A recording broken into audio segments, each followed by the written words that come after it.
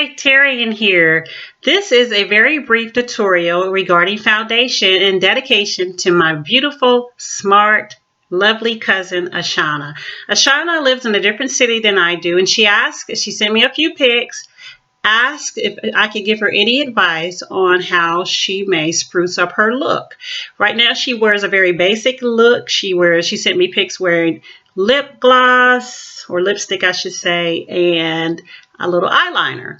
So we're going to spruce it up a bit by applying a foundation. I'm going to show her the proper way to apply. There are many ways to doing this, but I have found, I believe, one of the most economical ways as well as swift ways. I've been a makeup artist for over 20 years, and I've done video productions, lots of print work for magazines as well as competitions and for weddings. So I found the fastest way to do many things, okay? So what I like, and so that means we're going to make things simple and easy. If you have a tight schedule, you'll love it. For a foundation, and let me also start by saying I don't promote a particular product line. I work for many, many lines, and currently I'm not pushing a product, so my recommendations and advice will be based on experience, okay? And I believe almost every line has something great to offer us. We're going to start with a foundation. My favorite line for coverage is the Flory Roberts line. Flory Roberts is a product that you can order online, or you can Google to find out where a distributor is in your area. The thing about it is that it's going to give you a very nice look because it's been created and it was developed by someone who was frustrated with a superficial look of products for women of color, okay, and different ethnicities. So, Flory Roberts, if you have time to wait for the order to be shipped to you in a few days, or if you're impatient, as I get some time, if I have a special event, I'll run by a Walgreens and pick up the Iman line, okay? So here's an Iman compact, and you can pick it up at Walgreens. It's the cream to powder that you're going to be looking for. Ashana's about my complexion, so she'll possibly wear the same shade that I wear, which is C3. C3. C is for clay. Okay, but also I'm going to suggest that if you have any foundations that you've purchased in the past and they were too light, because it happens to all of us.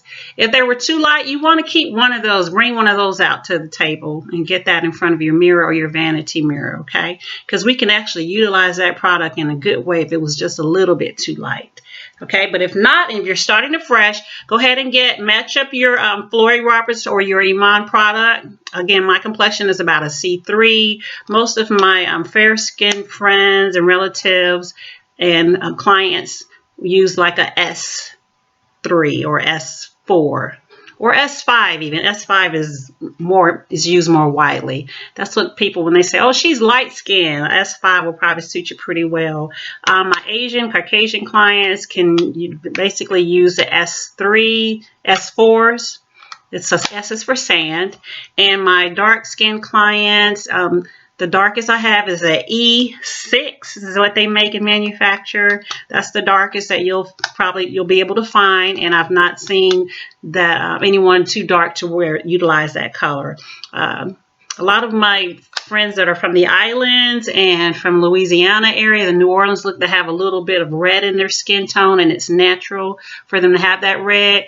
Could use sometimes an E2, and if they're a little bit lighter, have a few yellow undertones, can go with a C4. Okay, so I know it doesn't help because I don't have the faces here and all the compacts to show you, but it's a start. So we're going to go ahead and get started. Go ahead and take the shade that is just one shade lighter than your own complexion. And for me, that would be a C. I'm going to go with a C2 since I wear a C3 naturally. So we're going to take our ring finger, okay, the one next to our pinky, and we're going to just kind of glide it over the compact just to collect some color there, as I've done on this finger here. Hope you can see that. And you're going to apply it under your eye. We'll apply it under our eye from the outside to the inside. You notice I touched outside just up under my lash line.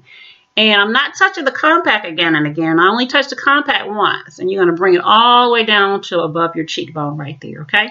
That's going to cancel out some of the lines that we get, the heaviness and that weight in that area just from being tired or not getting enough sleep, studying, whatever it is we're doing that we're not getting our 8 hours of beauty sleep.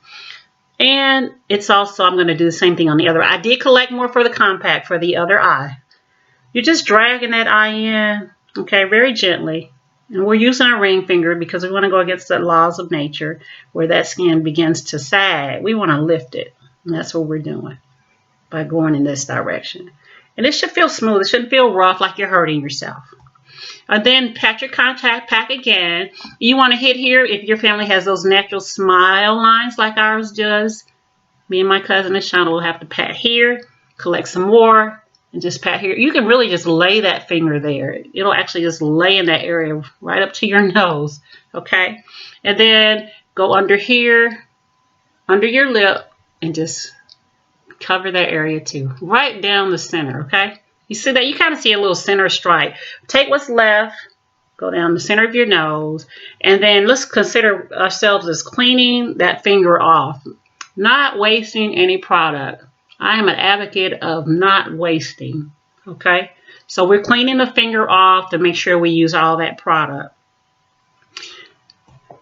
Then we're going to take our pinky finger and grab the same product, and we're going to lay it. Turn your hand this way. Close your eye if you can, and just one of your eyes, and just kind of drag it across your top lid, okay? Very nice look that's going to give. And then you want to do the same thing for this eye. I have to go this way. I don't like to try to reach over my entire forehead across like that. Then take what's left on your pinky and go on up like this, up to your eyebrow. Just clean that pinky finger off here and into your eyebrow, okay? Now we're going to take the color that is conducive to our natural skin tone. For me, that would be C3. I've said it enough times, I'm sure. Collect some of that on your ring finger and just tap it out. Okay, tap it out here, going up your cheekbone. You should not have to go into your hairline because it's supposed to match that well. And if you have some acne around that area, don't forget, I said that we definitely want to always start with a clean canvas. And there is a product line called Yes, Y-E-S. They have some really nice clean, some sheets, towelettes to cleanse your face with daily that I really can appreciate. You can see how well they clean, especially around here in your pores, if you have open pores here on your nose. But I'm not trying to concentrate with adding a lot of foundation there because the less you have on your nose, the less you expose those pores if they are wide. Okay, and we'll talk about how to close those up too soon as we develop more advice segments. So we're just patting this on. Again, should not have to be brushing it into your hairline to try to cover up because it's supposed to be a good match. I'll have to go here sometime. Okay, so that's how we're going to apply the foundation. And it's a natural look, but even though it's a cream to powder and you don't have to use a powder afterwards, I do like to spruce it up with Iman's or Florrie Roberts bronzer powder. If you're my complexion, you're going to go with the sand bronzer. Okay, there are two. And the other bronzer that you would go to if you're darker than I am is called a medium bronzer. They're both very, very beautiful. Okay, so just kind of get it on your brush. Okay, all over your brush. I like to just go down the center, the chin, hit the cheekbones first. Then I just like to go over my eyebrow area, my eye, and then just make circles with it, you know? Circles. Your brush should be soft. And basically you're thinking now is I want to hit every area. Okay, and then you're going to go back to the compact one more time, hit the brush in the center, and this time you're only going to brush your cheeks. It's going to give it a nice natural lift, okay, where you don't have to necessarily contour or look like a heavy face like when you go out with your girls or something or on a date. So, and then what's left on that brush, just take it up through here. I don't know if you can tell, I'm holding the brush like this and I'm squeezing it just a little bit to kind of create a fan effect. Can you see that? Instead of leaving it like this, I'm squeezing it, creating a fan effect and making this brush kind of into a contour brush. But you know what? We can pick up a different brush. But if you learn how to do a lot with one tool, it's going to save you time in the mornings or in the evenings if you got to go out after work and you need to go home and freshen up your face or something before going out. So that is the tutorial on applying a good foundation and getting some natural results. I'll see you next time. Thanks for tuning in.